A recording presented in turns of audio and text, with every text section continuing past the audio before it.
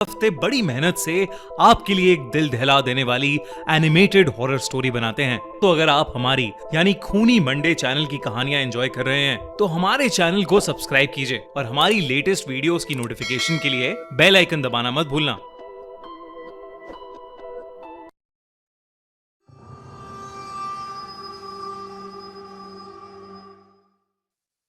ओइजा board. कुछ घर बाहर से बिल्कुल नॉर्मल दिखते हैं, लेकिन कभी कभी उनकी दीवारों में कुछ ऐसा छुपा होता है जो हमारी सोच से भी कई ज्यादा डरावना है। यह कहानी दुनिया के सबसे मशहूर पैरानॉर्मल इन्वेस्टिगेटर्स एड और लॉरेन वॉरेन के एक ऐसे केस की है जिसे वो अपनी लाइफ के सबसे खतरनाक केसेस में से एक मानते थे, the Donovan family haunting. Ted और एलन डोनोवन अपने बच्चों के साथ रिसेंटली एक नए घर में शिफ्ट हुए थे। एक अच्छी लोकेलिटी में एक आम सा दिखने वाला घर। शुरुआत के कुछ महीने सब कुछ एकदम नॉर्मल था, पर 19 साल की पैटी डोनोवन को नई लोकेलिटी में एडजस्ट करने में दिक्कत हो रही थी। पैटी के ज्यादा दोस्त नहीं थे और उसके मॉम डैड उस पर और उसके छोटे भाई पर बहुत सख्ती रखते थे। अपने अकेलेपन को दूर करने के लिए पैटी एक उइजा बोर्ड घर में ले आई। उइजा बोर्ड एक खतरनाक गेम था जिससे आत्माओं से बात की जा सकती थी। पैटी ने उइजा बोर्ड से पूछा कि क्या कोई आत्मा उसे सुन सकती है, तो उइजा बोर्ड का प्लैंचेट तेजी से यस पर चला गया।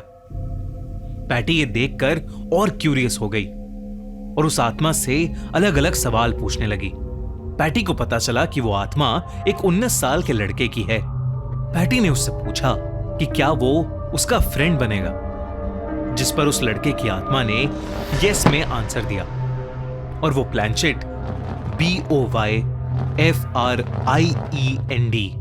यानी बॉयफ्रेंड पर चला गया। फिर वो आत्मा पैटी की तारीफ करने लगी। उस आत्मा ने कहा कि पैटी दूसरी लड़कियों से ज्यादा सुंदर है। धीरे धीरे हर रोज पैटी उससे बात करके खुश हो जाती थी और वो सच में उस लड़के की आत्मा को अपना बॉयफ्रेंड मानने लगी। और फिर एक दिन पैटी ने उस आत्मा को उसके सामने आने के लिए कहा। जैसे ही ये हुआ, पैटी के कमरे की लाइट्स फ्लिकर करने लगी, लेकिन पहली बार प्लैंचेट नहीं हिला। और उस दिन के बाद डोनोवन फैमिली के लिए सब कुछ बदल गया। इस कहानी में और आगे बढ़ने से पहले मैं आपको यह बताना चाहता हूं कि द कॉन्जोरिंग लास्ट राइट्स, जो एड और लॉरेन वॉरेन के आखिरी केस पर बेस्ड है, वो अब जियो हॉटस्टार पर अवेलेबल है। ये उनका एक ऐसा केस है जिसे वो कभी सॉल्व नहीं कर पाए, द स्मर्ल्स फैमिली हॉन्टिंग। जैसे इस डोनोवन केस में पैटी की लाइफ में एक उइजा बोर्ड आया, वैसे ही द कॉन्जोरिंग लास्ट राइट्स में स्मर्ल्स फैमिली की लाइफ में एक मिरर आया था जिसने उनकी पूरी जिंदगी ही बदल दी थी। पर ऐसा क्या था इस केस में जो वॉरेन्स उसे कभी सॉल्व भी नहीं कर पाए? जानने के लिए इस वीडियो के बाद जल्दी से जियो हॉटस्टार पर जाना और देखना the Conjuring last rites, English, Hindi या अपनी प्रिफर्ड लैंग्वेज में। Streaming now only on Jio Hotstar. घर में अजीबोगरीब चीजें शुरू हो गईं। रात के सन्नाटे में जब सब लोग सो रहे होते थे, दीवारों के अंदर से जोर जोर से ठक ठक की आवाजें आने लगी। ये आवाजें किसी पाइप या पड़ोसी की नहीं थी, बल्कि फैमिली मेंबर्स को ऐसा लगता था जैसे कोई घर की दीवारों के अंदर से उनसे कुछ कह रहा हो। एक रात जब सब लोग बैठकर डिनर कर रहे थे तो दीवार पर लगी फोटो अचानक नीचे गिरकर टूट गई। अगली सुबह जब मिसेस एलन डोनोवन उठी तो घर की लगभग सभी दीवारों पर खरोंचें थीं, जैसे किसी ने उन्हें रात भर बैठकर स्क्रैच किया हो। साथ ही घर में एक बेहद अजीब सी सड़े हुए मांस और सल्फर की गंदी बदबू आई और फिर अचानक चली गई, जैसे कोई किसी मरे हुए जानवर को एलन के सामने से लेकर गया हो। धीरे धीरे वो स्मेल पूरे घर में सारे फैमिली मेंबर्स को आने लगी थी। चाहे खिड़की खोल लो या एग्जॉस्ट चला लो या फिर परफ्यूम छिड़क लो, वो गंदी बदबू उनके घर से जा ही नहीं रही थी। उस दिन टेड डोनोवन जब बाथरूम गए तो उनके होश उड़ गए। नल से पानी की जगह खून जैसा गाढ़ा लाल लिक्विड निकल रहा था। उन्होंने फौरन प्लम्बर बुलाया और पाइप्स चेक करवाए। प्लम्बर के हिसाब से वो पुराने पाइप्स की जंग का लाल रंग था। उस समय तो प्लम्बर उसे ठीक करके चला गया, लेकिन फिर ये बार बार होने लगा और घर में हर एक मेंबर के साथ होने लगा। घर के हर नल से वो लाल गाढ़ा लिक्विड निकल रहा था। अब तक जो बस आवाजें और बदबू थीं, वो धीरे धीरे और खतरनाक चीजों में बदलती जा रही थीं। मार्च 31, 1974 की रात सब फैमिली मेंबर्स ड्राइंग रूम में टीवी देख रहे थे जब पूरे कमरे की लाइट्स अचानक से फ्लिकर करने लगीं और टीवी अपने आप बंद हो गया। एक 6 फुट लंबा 100 किलो भारी ड्रेसर जमीन से हवा में उठा और घूमने लगा। कुर्सियां और तस्वीरें हवा में तैरने लगीं। एक काले साए ने पूरे घर की दीवारों को घेर लिया था और घर में एक अजीब सी गुर्राने की आवाज गूंजने लगी। टेड डर के मारे पूरी फैमिली को लेकर होटल में रहने चला गया, लेकिन वहां भी लाइट्स जलबुझ होने लगी और चीखने चिल्लाने की आवाजें आने लगी, जिस वजह से होटल मैनेजर ने उन्हें निकाल दिया।